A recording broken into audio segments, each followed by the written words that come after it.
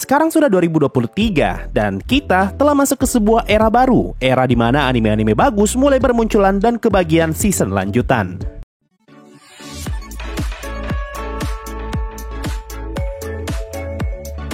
Setelah sebelumnya Shinkanomi dapat season 2, Isekai Maoto Shokan juga lanjut season 2, dan Isekai Smartphone ternyata bisa sampai season 2, baru-baru ini terdengar kabar kalau anime masterpiece lainnya akan kebagian season 2, yaitu Isekai The Cheat atau gua sering sebut sebagai Isekai Punggung. Harus sama-sama kita akui, memang tidak banyak anime isekai lama yang punya kualitas sebagus anime-anime yang gue sebutkan tadi. Kalian para penonton anime lama pasti tahu seberapa ampasnya anime Grimgar, Mondai Jitachi, dan No Game No Life. Ketiga anime itu tidak cukup bagus dan tidak semenarik Shinkanomi ataupun Isekai Smartphone untuk bisa dapat jatah season 2. Siapa coba yang mau peduli dengan karakter lemah yang kesulitan lawan goblin seperti di Grimgar? Dan siapa juga yang mau nonton anime yang visualnya bikin kita sakit mata kayak No Game No Life? Yang orang-orang cari saat ini adalah anime dengan kualitas movie. Visualnya harus dibuat seniat mungkin seperti desain armornya Yuya yang digambar dengan sangat detail sampai-sampai mereka niat untuk memvisualisasikan hal tersebut dalam bentuk 3D. Desain karakternya pun harus bagus seperti desain karakter di Isekai Smartphone yang dibuat super simple sehingga enak untuk dipandang. Tidak seperti No Game No Life yang malah bikin orang sakit mata karena desain karakternya terlalu menusuk ke bola mata kita. Jangan lupa juga dengan fanservice. Semua orang tahu kalau fanservice dan scene ecchi adalah jualan yang paling laku di antara semua penggemar anime. Makanya Isekai Maoto Shokan bisa kebagian season 2 karena anime ini berhasil memuaskan hasrat para penontonnya. Perempuan dengan baju kelinci ternyata masih belum cukup untuk bisa memuaskan hasrat penonton. Makanya anime Mondai Jitachi sangat sulit untuk bisa lanjut ke season 2. Andaikan karakternya Kuro Usagi dibuat sebagai budak, sama seperti karakter cewek di Isekai Maoto Shokan, pasti animenya bisa lebih menjual dan gampang dapat season 2. Mungkin ini juga yang jadi alasan kenapa Tatene Yusa bisa lanjut sampai season 3 dan Mushoku Tensei bisa kebagian season 2. Karena kedua anime itu sama-sama mempunyai unsur perbudakan. Ceritanya pun haruslah berprogres dengan MC yang mampu menggendong cerita agar pacing animenya enak untuk diikuti dan tidak ngebuat penontonnya bosan. Ini yang jadi alasan kenapa Isekai Smartphone bisa lanjut season 2, karena pacing animenya cukup cepat dan tidak terkesan bertele-tele. Hanya butuh 2 season loh untuk bisa ngebuat Toya jadi raja di dunia lain. Tidak seperti anime ampas Grimgar yang pacingnya pelan banget. Rasanya seperti tidak ada progres di anime itu. Masa sampai animenya tamat, tidak ada satupun karakter di Grimgar yang bertambah kuat, padahal karakternya ada banyak dan mereka semua saling kerjasama untuk bisa bertahan hidup.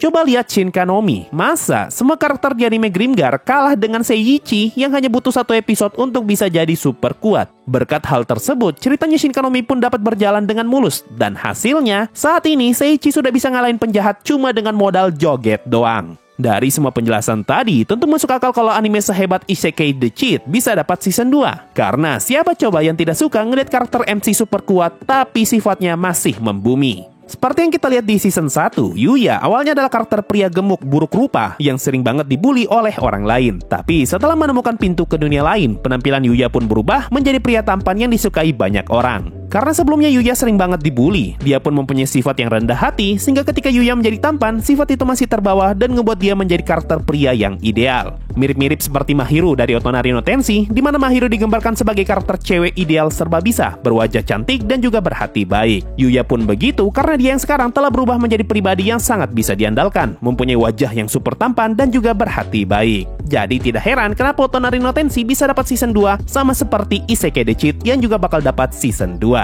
Coba bayangkan, siapa coba manusia yang tidak suka karakter seideal Yuya? Bahkan semua karakter yang muncul di background anime ini pasti selalu memandang ke arahnya Yuya. Mereka semua terpana melihat adanya sosok pria paling ideal yang lewat di hadapan mereka. Sebagai pria, Yuya juga bisa memberikan perasaan aman kepada orang-orang di sekitarnya. Sudah berkali-kali kita diperlihatkan Yuya yang berhasil menyelamatkan teman-temannya yang hampir celaka. Mulai dari insiden geng motor, pergulatan melawan beruang di hutan, dan aksi heroik di gedung kebakaran, sampai kudeta kerajaan berhasil Yuya hentikan. Dengan MC sehebat ini, tentu tidak heran kenapa banyak orang yang suka dengan anime Isekai The Cheat, sampai-sampai animenya bisa lanjut ke season 2. Cerita Isekai The Cheat pun tidak kalah menarik karena MC-nya bisa bolak-balik antara isekai dan dunia nyata. Jadi ceritanya tidak akan terasa monoton seperti kebanyakan anime isekai lain yang terlalu berfokus ke dunia di isekainya saja. Sedangkan cerita di Jepangnya malah terabaikan. Tidak banyak anime isekai yang punya konsep seperti ini. Setahu gua ya, anime isekai yang bisa bolak-balik adalah Genji Etai, Hataraku Mou Sama Season 2 Part 2, dan juga Rogoni Sona Ete. Kalau dibandingkan dengan semua anime tadi, Isekai The Cheat jelas lebih superior. Daripada nontonin om-om kayak Itami, tentu jauh lebih menarik MC yang masih muda seperti Yuya. Apalagi Itami diceritakan sudah pernah nikah. Jadi Itami bukan cuma om-om biasa, tapi dia juga duda tanpa anak dan dia juga wibu. Sedangkan Hataraku Mou Sama Season 2 mempunyai visual yang dibuat terlalu imut sehingga kewibawaan para karakternya hilang, terutama kewibawaannya Mao. Dan salah satu kelemahan terbesar di Season 2 adalah ekspresi karakternya yang terkadang kelihatan aneh. Tidak seperti Isekai The Cheat yang mata karakternya saja digambar dengan sangat cantik. Mata doang digambar seniat itu, apalagi gambar yang lain sudah pasti dibuat sama cantiknya. Gue juga nggak pernah ngeliat ada ekspresi jelek di anime ini, karena ekspresinya selalu ketutupan sama objek yang lain. Nah, kalau anime Rogoni Sona Ete, MC-nya cewek bro, dan mayoritas orang memang nggak suka sama MC cewek. Jadi jelas kalau Isekai The Cheat jauh lebih bagus daripada anime ini. Selain itu, ada satu hal yang patut kita apresiasi dari anime Isekai The Cheat, karena animenya berhasil ngasih porsi cerita yang pas antara dunia nyata dan juga isekainya. Kurang lebih 65% cerita di season 1 mengambil latar dunia nyata dan sisanya berada di isekai. Dari sini kita pun tahu kalau anime ini sangat pede dengan cerita di dunia nyatanya, dan mereka tidak mau memilking cerita di isekainya. Makanya mayoritas latarnya lebih banyak di dunia nyata. Tidak seperti kebanyakan anime zaman sekarang yang berbondong-bondong mengambil latar dunia lain, dan cerita isekai pun dimilking habis-habisan. Mulai dari yang normal sampai tidak normal pun ada. Mulai dari yang MC-nya manusia sampai seekor babi pun ada. Isekai The Cheat termasuk salah satu anime isekai anti-mainstream yang berhasil ngasih kita contoh kalau cerita di dunia nyata bisa sama menariknya dengan cerita di isekai. Siapa coba yang tidak senang ngelihat laki-laki ganteng battle melawan beruang hutan? Sama kerennya kayak lagi ngeliat orang Rusia di internet yang lagi main bareng beruang. Selain ceritanya yang menarik dan anti-mainstream, anime ini juga menyimpan banyak sekali nilai kehidupan yang dapat kita petik. Dari anime ini kita bisa belajar kalau tawuran ternyata adalah hal yang salah, dan kalau saja kita datang merusuk ke sekolah orang lain, maka polisi akan datang dan kita pun bakalan ditangkap. Anime ini juga mau ngasih tahu kita kalau tugas seorang pelajar haruslah belajar dan bukan malah tawuran. Hasilnya seperti yang kita lihat di anime ini, orang-orang yang fokus belajar dapat melanjutkan kehidupan sebagaimana mestinya, dapat bertemu dengan banyak teman baru dan juga disukai oleh lawan jenis. Sedangkan kalau kita malah ikutan ngerusuh dan tawuran, yang ada kita malah akan ditangkap oleh polisi dan nama baik kita bisa saja rusak akibat tindakan tersebut. Selain itu, anime ini juga mengajarkan anak muda untuk berani berinisiatif dan jangan jadi orang yang berharap agar orang lain mau bergerak duluan. Contohnya dapat kita lihat ketika adiknya Yuya dicekik preman dan semua polisi yang ada di sana hanya diam tak bergerak. Andaikan saat itu Yuya tidak berinisiatif untuk menyelamatkan adiknya, maka adiknya sudah pasti bakalan mati. Kejadian ini ngasih pelajaran agar anak muda jangan mau diam ketika melihat suatu kesalahan ataupun kesempatan. Anak muda harus berani mengambil inisiatif sendiri ketika ingin melakukan sesuatu, karena jika kita hanya berharap dan menunggu orang lain terlebih dahulu, maka kesempatan itu bisa saja terlewat dan yang tersisa hanyalah penyesalan. Para polisi yang ada di sana paham akan hal ini, makanya mereka sengaja tidak bergerak meskipun ada orang yang hampir mati di hadapan mereka. Karena para polisi itu tahu kalau ini adalah waktu yang tepat untuk mengajarkan sebuah pelajaran hidup yang sangat berharga kepada anak-anak muda yang ada di sana.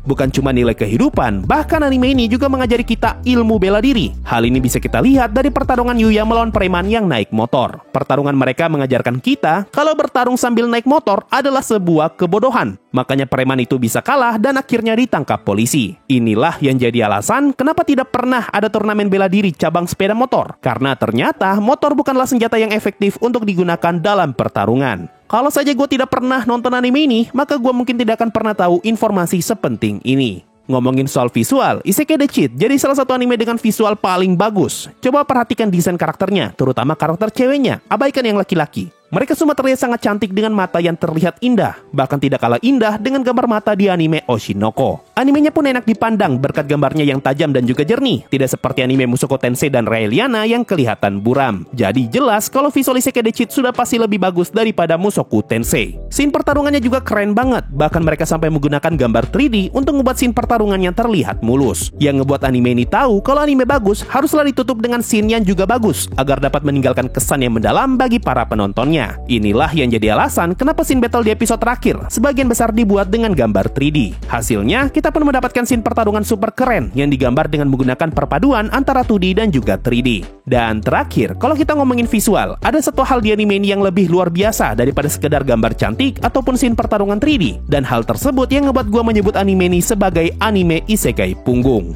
Di anime ini, terdapat sebuah ide revolusioner dalam industri anime yang sebelumnya sudah sering digunakan oleh anime lain. Tapi Isekai The Cheat berhasil ngebawa hal tersebut ke tingkatan yang sangat berbeda. Gua tidak tahu ya apa sebutannya, tapi mari kita sebut ini sebagai scene ngomong. Ini adalah scene yang muncul atau scene yang kita lihat ketika karakternya lagi ngomong. Kalau di anime lain, ketika karakternya lagi ngomong, scene yang muncul sudah pasti adalah wajah karakter yang lagi ngomong. Mau orang itu ngomong sendirian atau ngomong sama orang lain, pasti wajahnya yang bakal disorot. Entah wajahnya yang bakalan di zoom in atau diperlihatkan secara normal. Tapi Isekai The Cheat mempunyai cara yang anti mainstream dalam menampilkan scene ngomong. Mereka sadar kalau saat ini anime sudah terlalu monoton dan terlalu template. Makanya mereka kepikiran untuk membuat sebuah gebrakan baru dalam pembuatan scene ngomong. Jadi ketika karakter di anime ini lagi ngomong, yang diperlihatkan bukanlah wajah orang yang lagi ngomong, melainkan yang muncul di layar adalah gambar punggung, gambar bahu, gambar paha, gambar kaki, gambar bayangan, gambar semak-semak, gambar orang yang lagi jongkok, dan gambar pemandangan. Ini adalah sebuah gebrakan baru dalam industri anime, karena ternyata scene ngomong yang selama ini cuma nampilin muka doang, ternyata bisa dibuat lebih bervariatif dengan menampilkan gambar anggota tubuh yang lain, atau memperlihatkan objek yang lain. Jadi anime ini mencoba sekeras mungkin untuk tidak menampilkan wajah karakter yang lagi ngomong, dan sebagai gantinya, kita pun diperlihatkan semua gambar tadi.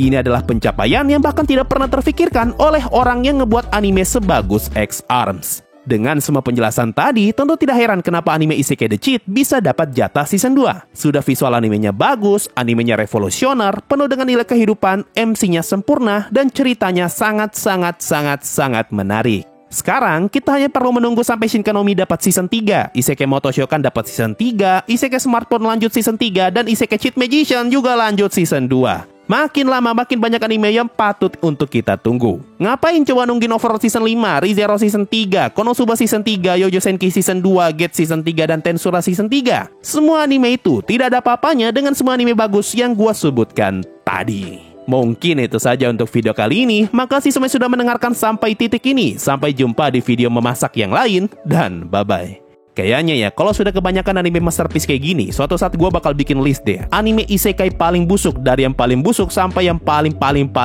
busuk. Gimana coba caranya itu? Ya sudah, bye-bye.